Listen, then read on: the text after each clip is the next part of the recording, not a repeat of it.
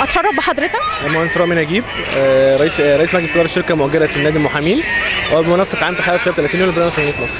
اهلا وسهلا بحضرتك، نورتنا النهارده.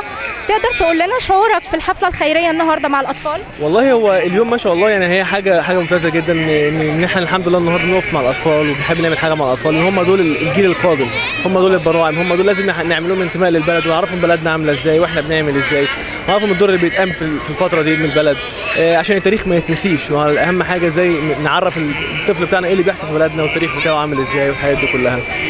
فاليوم النهارده رائع، ما كنتش متخيل هو يبقى كده، بس الحمد لله اليوم كان رائع يعني. وحضرتك نورتنا النهارده، نورت الحفله كلها، واتمنى ان شاء الله كل سنه نعمل لقاء معاك.